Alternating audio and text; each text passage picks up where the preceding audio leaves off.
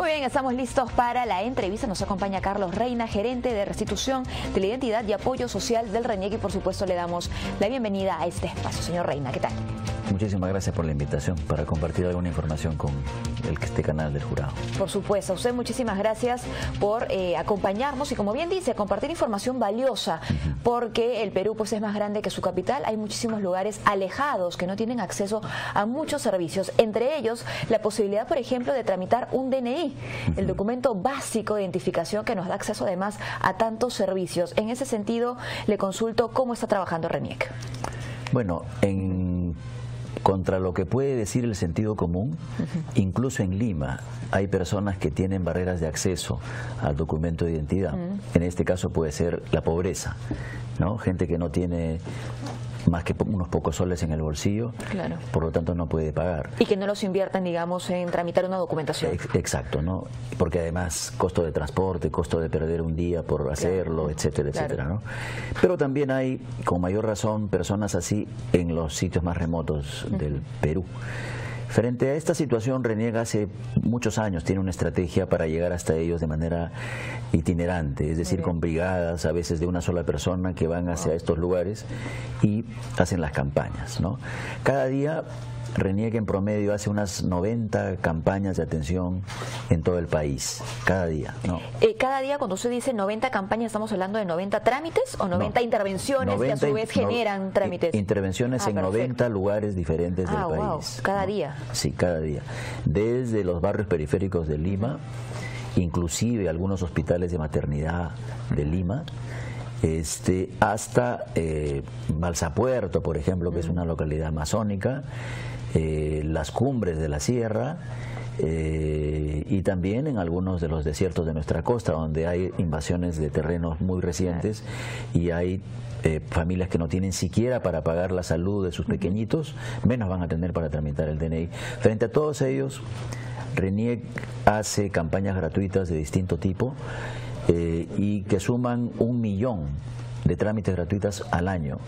Más del 15%, alrededor del 18% de todos los trámites que hace RENIEC en todos sus canales de atención son gratuitos, lo cual es bastante para cualquier entidad o empresa que más del 18% de sus atenciones sean gratuitas. Es bastante. Claro, pero RENIEC tiene un compromiso con con el acceso universal a la identificación, porque sabemos de todo lo que se puede perder una persona, todos los costos que puede tener para una persona no tener el DNI. Vayamos por allí. ¿Cuál es el impacto de efectivamente contar con el documento nacional de identificación o no tenerlo en las manos? Si hablamos justamente de servicios, ¿no?, o beneficios. César Vallejo tenía una frase muy elocuente.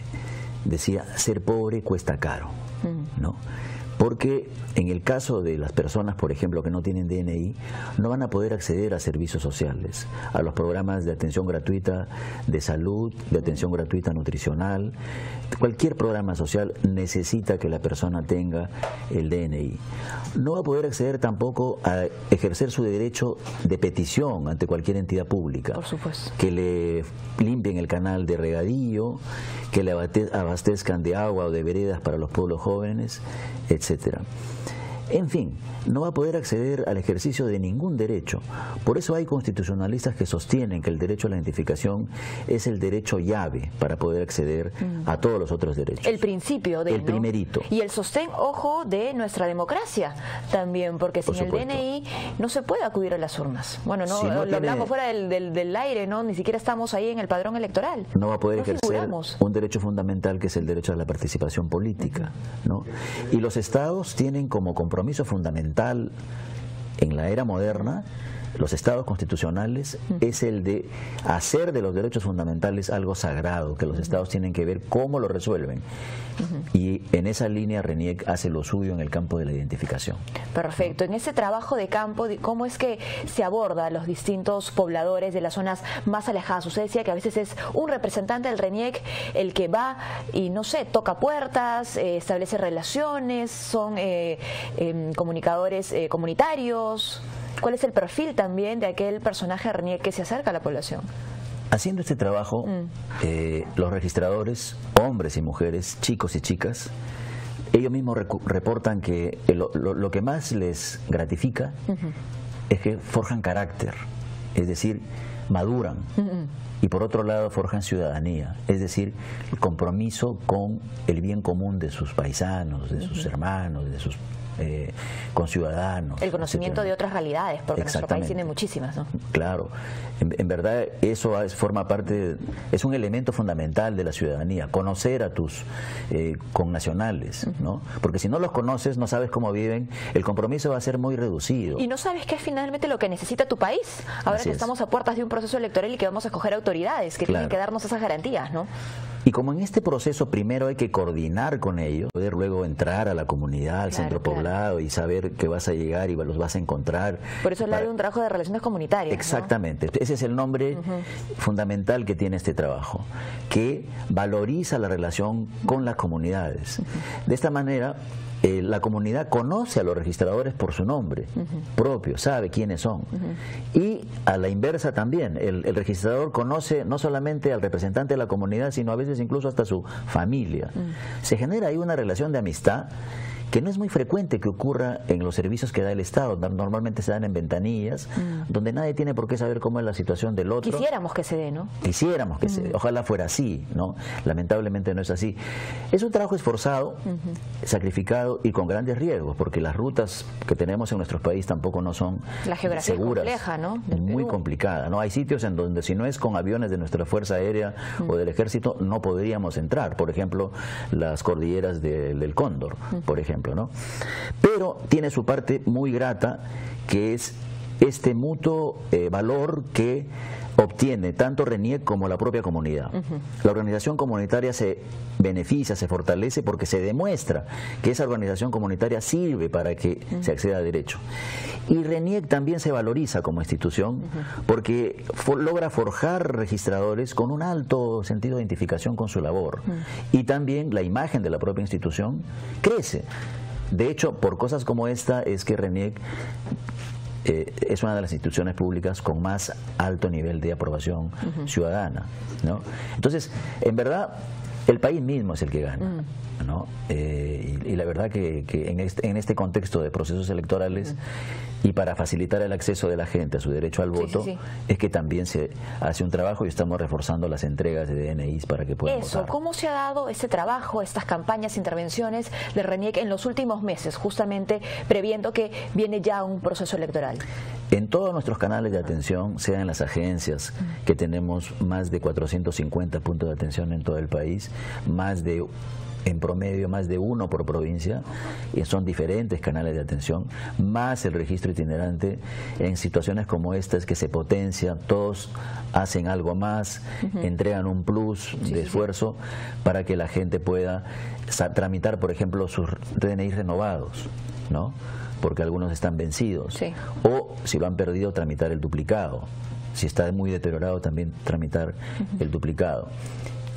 Hay que tomar en cuenta que el día de la votación pueden votar incluso los que cumplan 18 años el día mismo de la votación. Así es, ha habido un cambio, una modificación en la normativa electoral que lo permite, ¿no? Claro. Y entonces, muy probablemente el día mismo de la votación RENIEC continúe con su tradición de entregar los duplicados hasta las 12 del día del mismo día de la votación. Bueno, estamos viendo ya en algunas agencias colas, ¿no? De personas que están tramitando aquello que se les pidió se hiciera ya con anticipación, pero bueno. Esta es una de las ocasiones en donde nuestras agencias realmente rebalsan de público y de atenciones, ¿no? ¿Cómo pueden enterarse los peruanos sobre estas campañas, sobre estas intervenciones? Hablaba usted sobre gente que en nuestra misma capital no tiene un DNI, por ejemplo. Sí. Tenemos vínculos con distintas, por ejemplo, ONGs que trabajan en los pueblos jóvenes. Tenemos contacto con las propias municipalidades, con los registradores civiles que trabajan en las comunidades. Más de la mitad de nuestras atenciones se coordinan con las municipalidades, ¿no? Hay una red ya construida que nos sirve de mucho para estas coordinaciones. Pero además las personas pueden entrar a la página web de RENIEC y informarse de los teléfonos con los cuales se organizan estas campañas, ¿no? Muy bien. ¿Cuál ha sido la respuesta, o cuál viene siendo en realidad la respuesta de aquellos peruanos que no contaban con un DNI, que el día de hoy pues están plenamente identificados? Buena, porque en la gente ya está muy involucradas. ¿En principio saben que lo necesitan? Sí, ya hace un tiempo se podría decir que un problema era que desconocían el valor del DNI, etcétera, ¿no? Pero hace unos 15 años, cuando han crecido los programas sociales, desde el gobierno de Toledo crecieron mucho los programas sociales, hasta ahora último que incluso eso se ha encarnado en un ministerio, que es el MIDIS, el Ministerio de Inclusión Social. Los programas sociales crecieron y con eso creció la valoración del DNI, ¿no? El DNI del menor, por ejemplo, en el año 2005 teníamos apenas 2% de los niños con DNI. Al presente tenemos más del 95% de los niños con DNI. Eso es por la valoración misma del documento de identidad. Lo que sí subsisten son barreras al acceso, ¿no? Claro. Pobreza, diferencia cultural, lejanía, ¿no? De hecho, la población que tiene tasas mayores de indocumentación son nuestras poblaciones indígenas de la Amazonía, por la distancia, por la diferencia cultural, por los problemas de transporte, etcétera. Pero ahí en esos espacios es donde es muy importante el trabajo de estos registradores itinerantes. ¿Y cómo se trabajan justamente el criterio de vulnerabilidad para acceder a estas campañas gratuitas? La gratuidad la trabajamos a través de resoluciones de gratuidad firmadas por el jefe nacional. Para aprobar una resolución jefatural, nuestra gerencia tiene que proponer criterios que garanticen la vulnerabilidad de la situación de la persona. Son pobreza, lejanía, ruralidad, diferencia cultural, etcétera, ¿no? Si la persona está dentro de ese perfil, se le da, por supuesto, el DNI de manera gratuita. Si el ámbito de residencia, muy bien. Está calificado así. Exactamente, entonces. Así calificamos. Perfecto. No los calificamos a nivel individual porque si se llega a un nivel tal de ¿cuántos criterios, por eso me preguntaba yo, tendrían que haber, ¿no? Exacto. Sí. El problema es que cuando se desagrega mucho, si lo trabajamos a nivel individual, la probabilidad de error crece. No, y cada vez aumentarían más criterios de repente. Exacto. Y en cambio, si trabajamos a nivel de ámbito de residencia, es mucho más simple, con el criterio de que si eres pobre, por decir, es altísimamente probable y casi seguro que tu vecino también lo sea. Claro. Aquí no hay esta cosa de que un pobre vive al lado de un rico. Lamentablemente no sea así.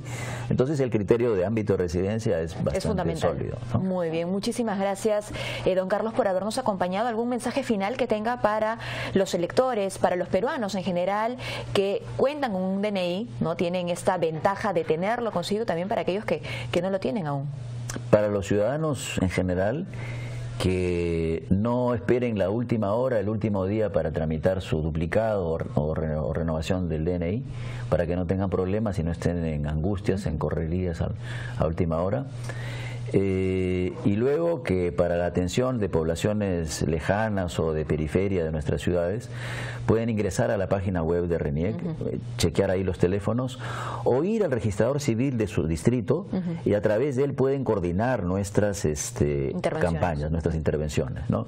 Hay una red ahí ya hecha, ya nos conocen todos los interesados en trabajar con población vulnerable, que RENIEC tiene este servicio y entonces a través de ellos podemos coordinar las atenciones, ¿no? Y seamos solidarios también, si conocemos a peruanos que no tienen un documento nacional de identidad, pues hay que informarles sobre este tipo de campañas, ¿no? Exacto, hay personas indigentes y que incluso que viven en la calle, que cada cierto tiempo nos llegan y los atendemos, ¿no? Muy bien, muchísimas gracias, don Carlos, por habernos acompañado. Hemos conversado con el señor Carlos Reina, gerente de restitución de la identidad y apoyo social del RENIEC, y con él cerramos el bloque de elecciones regionales y municipales.